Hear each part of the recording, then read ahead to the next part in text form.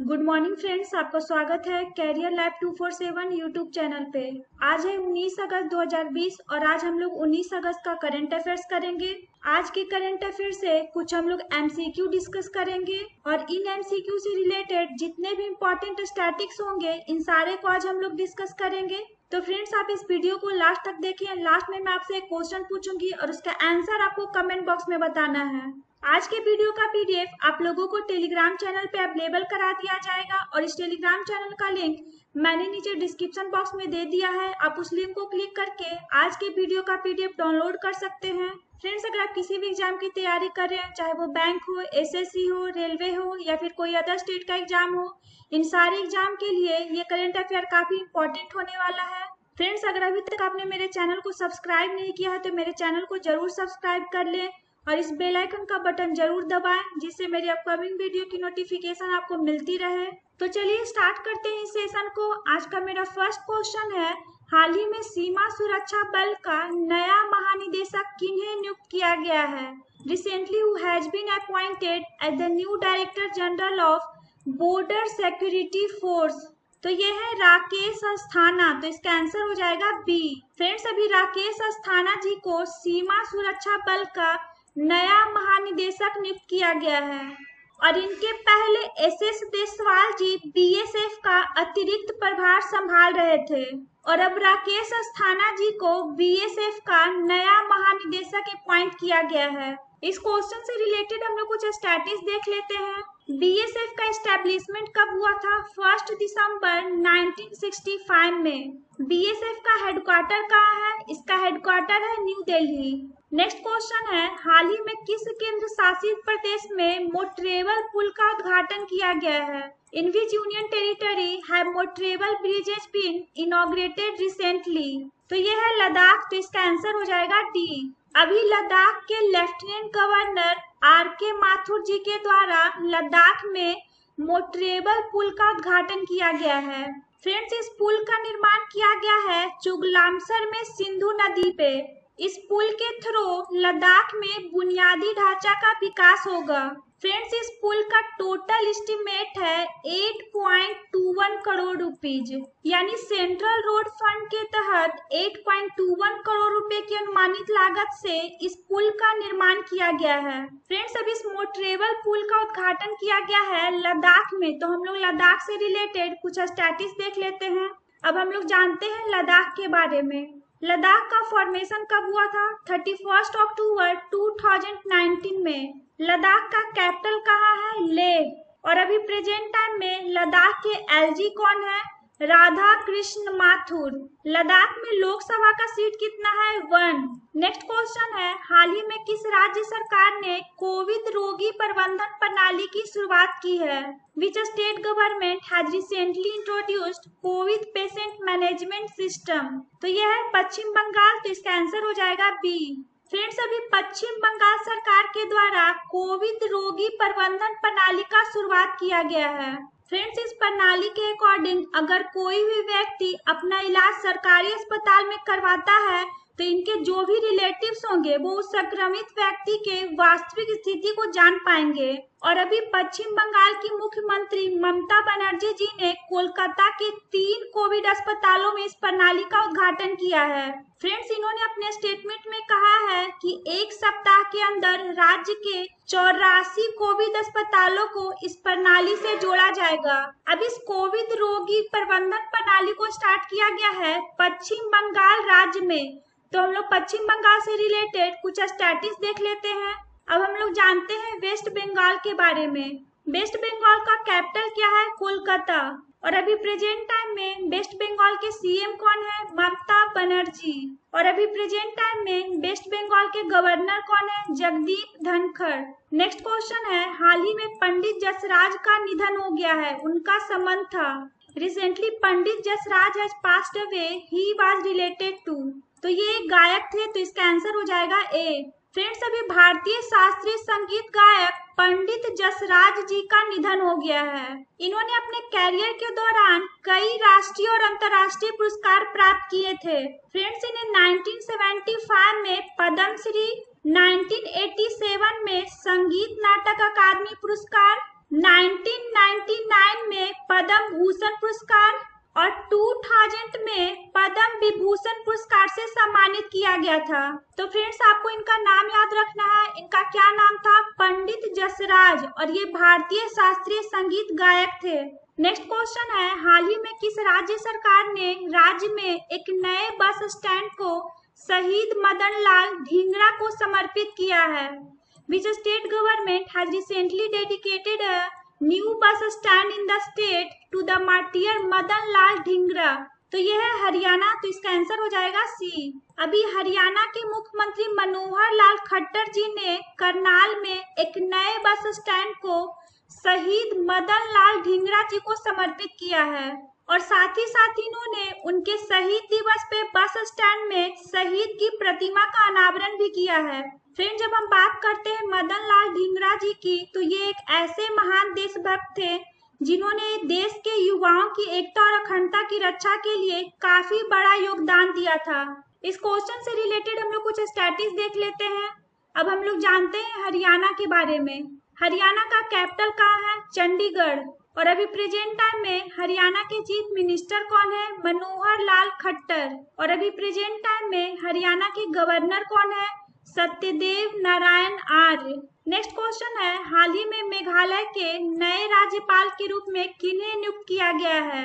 Recently who has been appointed as the new governor of Meghalaya? तो यह है सत्यपाल मलिक। तो इसका आंसर हो जाएगा ए। फ्रेंड्स, अभी सत्यपाल मलिक जी को मेघालय के नए राज्यपाल के रूप में अपॉइंट किया गया है, और इन्होंने स्थान लिया है तथागत राय का। फ्रेंड्स, इससे पहले सत्यपाल मलिक गोवा के राज्यपाल थे, और अब इन्हें मेघालय के नए राज्यपाल के रूप में अपॉइंट किया गया है। फ्रेंड्स, महाराष्ट्र के राज्यपाल भगत सिंह कोश्यारी जी को गोवा का अतिरिक्त प्रभार दिया गया है। अब सत्यपाल मलिक जी को मेघालय के नए राज्यपाल के रूप में अपॉइंट किया गया है। तो हम लोग मेघालय से रिलेटेड कुछ स्टैटिस्टिक्स देख लेते हैं। अब हम लोग जानते हैं मेघालय के बारे में। मेघालय का कैपिटल क्या है? शिलोंग। और अभी प्रेजेंट टाइम में मेघालय के सीएम कौन है? कोनराड संगमा। और अभी प्रेजेंट टाइम में मेघालय के गवर्नर कौन है? सत्यपाल मलिक, और ये अभी न्यूली अपॉइंट हुए हैं। नेक्स्ट क्वेश्चन है, हाल ही में कोरोना वायरस महामारी के कारण एशियाई मुक्केबाजी चैंपियनशिप को कब तक के लिए स्थगित कर दिया गया है? How long has the Asian boxing championship been postponed due to the recent corona virus epidemic? तो यह है 2021। तो इसका आंसर हो जाएगा सी। फ्रेंड्स, अभी कोरोना वायरस महामारी के कारण एशियाई मुक्केबाजी चैंपियनशिप को 2021 तक के लिए स्थगित कर दिया गया है। इससे पहले ये चैंपियनशिप नवंबर-दिसंबर में भारत में आयोजित किया जाना था, जिसको अगले साल के लिए स्थगित कर दिया गया है।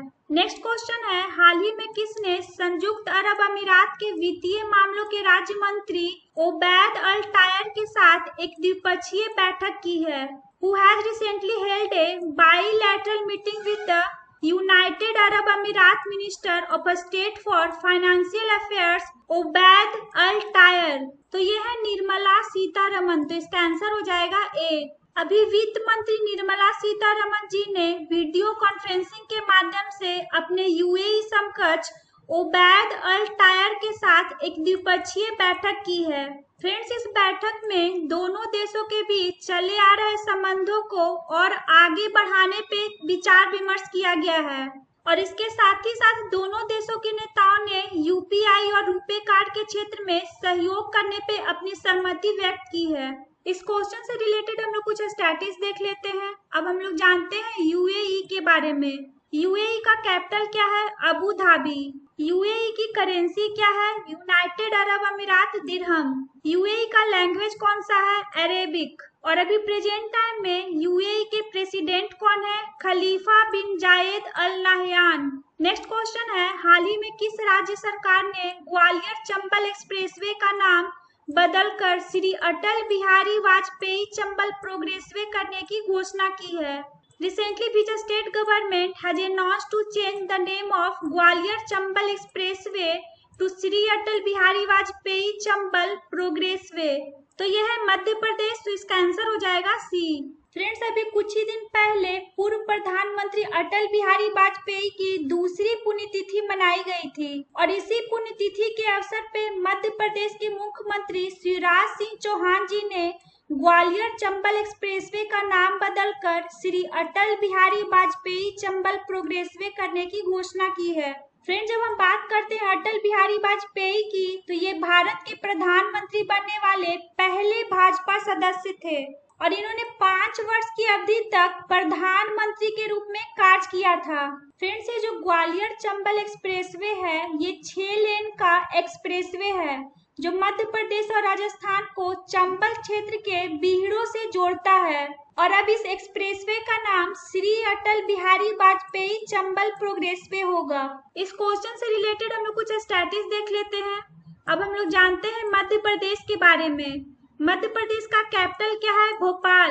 और अभी प्रेजेंट टाइम में मध्य प्रदेश के सीएम कौन है? शिवराज सिंह चौहान। और अभी प्रेजेंट टाइम में मध्य प्रदेश के गवर्नर कौन है? आनंदीबेन पटेल। नेक्स्ट क्वेश्चन है, हाल ही में ई बाइक गो ने किसे अपना ब्रांड एम्बेसडर बनाया है?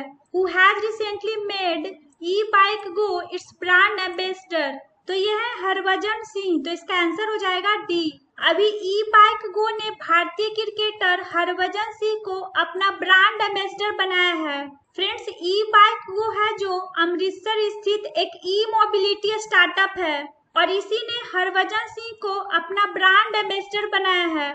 नेक्स्ट क्वेश्चन है, हाल ही में किसने कोरोना वायरस प्रभावित क्षेत्रों की सफाई के लिए यूवी कीटाणु शोधन टावर विकसित किया है? Who has recently developed a UV disinfection tower for cleaning coronavirus affected areas? तो यह है DRDO। तो इसका आंसर हो जाएगा बी। अभी DRDO ने कोरोना वायरस प्रभावित क्षेत्रों की सफाई के लिए एक अल्ट्रा वायलेट कीटाणु शोधन टावर विकसित किया है और इस टावर का नाम रखा गया है यूवी ब्लास्ट। फ्रेंड्स, ये टावर कोरोना संक्रमण क्षेत्रों को बिना किसी केमिकल के इस्तेमाल के बहुत जल्द ही संक्रमण मुक्त करने में सक्षम है। ये मेनली रूप से कंप्यूटर और दूसरे इलेक्ट्रॉनिक गैजेट को संक्रमण मुक्त करने में सक्षम है और साथ ही साथ इसका उपयोग हवाई अड्डे, shopping malls, metro, hotel, factory और कार्यालय को संक्रमण मुक्त करने में किया जाएगा। फ्रेंड्स, इस अल्ट्रा वायलेट डिसइंफेक्शन टावर को डेवलप किया गया है DRDO के द्वारा। तो हम लोग DRDO से रिलेटेड कुछ स्टैटिस्टिक्स देख लेते हैं। अब हम लोग जानते हैं DRDO के बारे में। DRDO का फुल फॉर्म क्या होता है? Defence research and development organisation. क्या होता है? Defence research and development organisation. DRDO का हेडक्वार्टर कहाँ है? न्यू दिल्ली। DRDO का फाउंडेशन कब हुआ था? 1958 में। और अभी प्रेजेंट टाइम में DRDO के चेयरमैन कौन है? Doctor G Satish Reddy. DRDO का मोटो क्या है? Strength origin is in science. क्या है? Strength origin is in science. Next question है, फुल स्पेक्ट्रम इंडियाज वार्स 1972-2020 शीर्षक नामक किताब किनके द्वारा लिखी गई है? The book titled Full Spectrum India's Wars 1972-2020 has been written by whom? तो यह है अर्जुन सुब्रमण्यम। तो इसका आंसर हो जाएगा ए। फ्रेंड्स, अभी सेवानिवृत्त air vice marshal Arjun Subramaniam ji के द्वारा इस बुक को लिखा गया है और इस बुक का नाम क्या है? Full spectrum India's wars 1972-2020। Friends, इस पुस्तक में समकालीन भारत में दशकों से चले आ रहे युद्ध और व्यापक संघर्ष का वर्णन किया गया है। नेक्स्ट क्वेश्चन है, हाल ही में किसे IPL 2020 का टाइटल स्पॉन्सरशिप मिला है? Who has got the title sponsorship of IPL 2020 recently?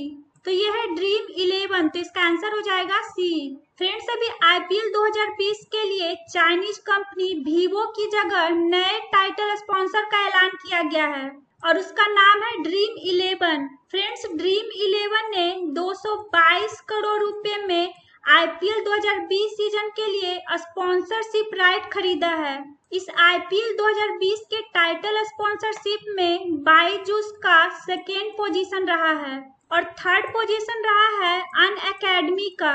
Friends, जब हम बात करते हैं IPL 2020 की, तो इसका आयोजन 19 सितंबर से लेकर 10 नवंबर तक किया जाएगा और इसका आयोजन किया जाएगा संयुक्त अरब अमीरात में। नेक्स्ट क्वेश्चन है, हाल ही में सेबी के कार्यकारी निदेशक के रूप में किन्हें नियुक्त किया गया है? Recently who has been appointed as the executive director of SEBI? तो ये है जीपी गर्ग, तो इसका आंसर हो जाएगा सी। फ्रेंड्स, अभी जीपी गर्ग जी को सेबी के कार्यकारी निदेशक के रूप में अपॉइंट किया गया है और इससे पहले ये सेबी में मुख्य महाप्रबंधक थे। अब जीपी गर्ग जी को सेबी के कार्यकारी निदेशक के रूप में अपॉइंट किया गया है। तो हम लोग सेबी से रिलेटेड कुछ स्टैटिस्टिक्स देख लेते हैं। अब हम लोग जानते हैं सेबी के बारे में। सेबी का फुल फॉर्म क्या होता है? Securities and exchange board of India. SEBI का फाउंडेशन कब हुआ था? 12 अप्रैल 1992 में। सेबी का हेडक्वार्टर कहाँ है? इसका हेडक्वार्टर है मुंबई और अभी प्रेजेंट टाइम में सेबी के चेयरपर्सन कौन है? अजय त्यागी। अब हम लोग लास्ट वीडियो का क्वेश्चन का आंसर देख लेते हैं। हम लोग का क्या क्वेश्चन था? हाल ही में आईएसएल 2020-21 के 7वें संस्करण के सभी मैचों की मेजबानी किस राज्य को मिली है? Which state has hosted all the matches of the 7th edition of ISL 2020-21 recently? तो इसका ऑप्शन था गोवा, केरल, महाराष्ट्र और हरियाणा। तो ये है गोवा, तो इसका आंसर हो जाएगा ए। फ्रेंड्स, अभी आईएसएल 2020-21 के 7वें संस्करण के सभी मैचों की मेजबानी गोवा राज्य को मिली है और ये ऐसा पहली बार हुआ है कि किसी भी संस्करण के सभी मैचों की मेजबानी एक ही राज्य को मिली है। फ्रेंड्स, ऐसा डिसीजन लिया गया है कोरोना वायरस महामारी के पॉइंट ऑफ व्यू से।